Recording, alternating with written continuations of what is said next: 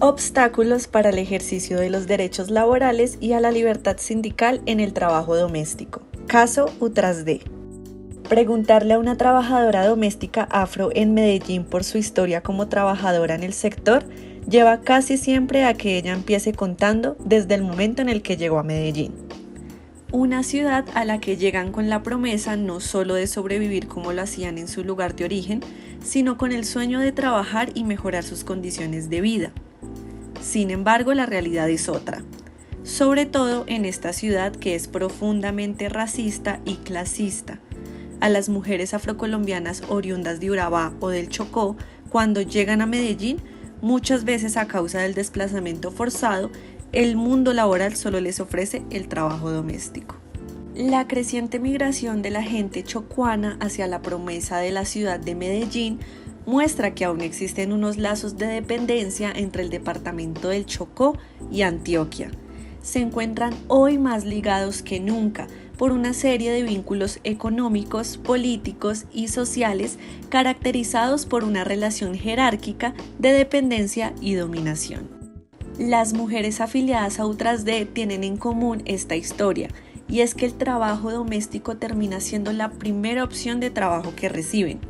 Ellas generalmente vienen del campo y son víctimas del desplazamiento forzado a causa del conflicto armado o víctimas del hambre y la pobreza. Así, la inserción en el servicio doméstico ha sido interpretada como una primera ocupación de carácter transitorio que permitiría la adaptación de la vida y el mercado de trabajos urbanos de mujeres provenientes de sectores rurales. No es una migración voluntaria, pero sí necesaria para sobrevivir. Este es el caso de la Directiva Nacional de Comunicaciones de U+D. Yo nací en San Jerónimo, Antioquia. De allá salimos desplazadas. A mí me mataron un hermano, entonces tuvimos que desplazarnos para Medellín. Fui desplazada desde los 12 años. Desde los 13 trabajo en el servicio doméstico en esta ciudad. Aquí tuve a mis 3 hijos. Tengo 4 nietos y los he levantado con el servicio doméstico. Esto nos cuenta Gloria en una entrevista en marzo del 2020. U+D se ha creado, tejido y mantenido no solo por un grupo de mujeres que tienen un oficio en común. Ellas tienen una historia similar de desplazamiento, pobreza y de discriminación por su color de piel. Esta no es una particularidad especial de las mujeres que integran este sindicato, toda vez que el servicio doméstico es un empleo globalmente realizado por mujeres pertenecientes a los sectores populares, tanto por origen o como resultado de desplazamientos migratorios. Este desplazamiento para el caso de las mujeres de U+D es muy marcado por el conflicto armado del país. Yo vengo de Apartado, Antioquia. Llegué aquí a Medellín en el 96 por motivo de desplazamiento. Lo primero que me tocó hacer fue ser trabajadora doméstica sin preguntarme qué otra cosa sabía hacer, solo por ser mujer, solo por ser negra y por ser víctima del conflicto armado que vivimos en este país. Siempre me ha tocado lucharla, hacer un trabajo doméstico sin remuneración, desde muy pequeña. A nosotras, como en nuestra cultura nos enseñan a trabajar y siempre se hace este trabajo, allá se hacía sin remuneración y luego llegar aquí y hacerlo con remuneración era algo. Esto nos contó María en una entrevista realizada en marzo del 2020. En Colombia, al igual que en otros países de la región, el trabajo doméstico es la forma como se insertan en el mundo laboral las mujeres, entre comillas, más pobres, con menor nivel de educación y que viven en condiciones de mayor exclusión social. Por ejemplo, en relación con su condición de mujeres migrantes, de mujeres negras, de mujeres campesinas o víctimas de desplazamiento forzado por la violencia.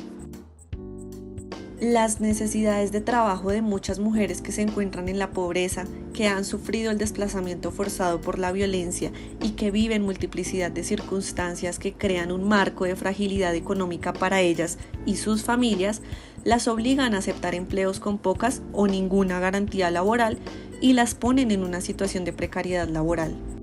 Según Lozano, cabe resaltar que los procesos organizativos de las mujeres negras colombianas en lo rural y en lo urbano se han pensado la articulación de las múltiples opresiones desde muy temprano.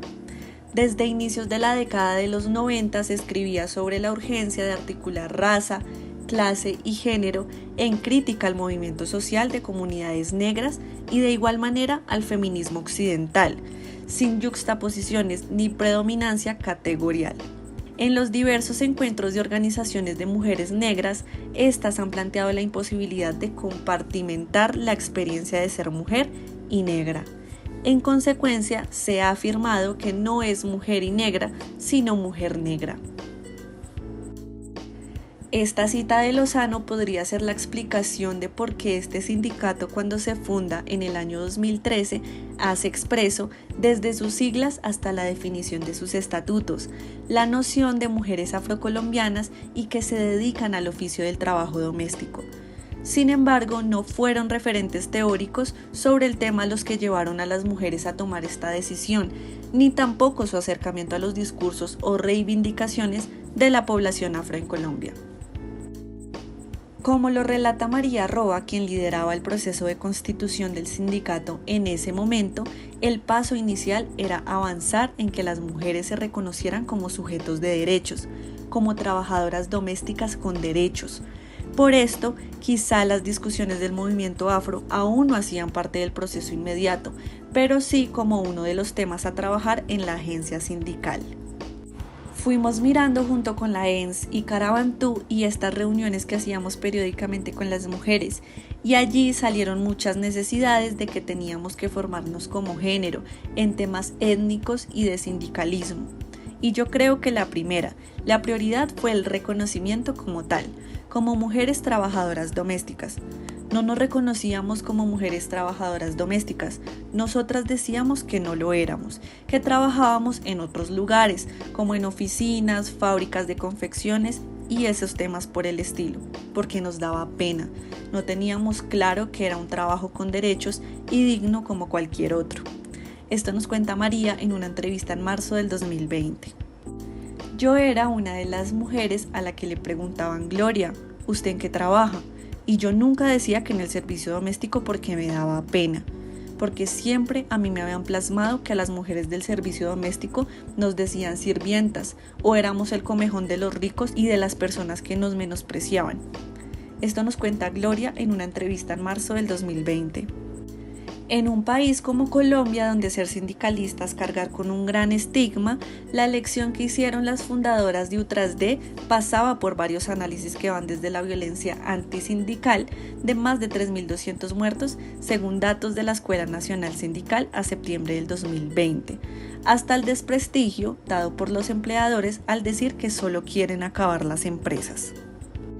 Pero este sindicato no tiene que ver con empresas, y ese es un cambio en el paradigma tradicional y clásico del sindicalismo que traen estas mujeres. Son las nuevas formas de organización de trabajadores precarios que toman cuerpo sindical y que más que reivindicar el trabajo, buscan reivindicar su condición de trabajadores y trabajadoras. Así lo hacen los sindicatos de la economía popular y otros de trabajadores informales, jubilados y desempleados. Este contexto que propicia la creación de un sindicato y no de una organización sindical de otro tipo, como ya se enunció también en lo alentado por un ambiente internacional, la adopción por parte de la Organización Internacional del Trabajo, OIT, del Convenio 189 sobre las trabajadoras y los trabajadores domésticos en el 2011 y la posterior ratificación de Colombia de este convenio en el año 2013.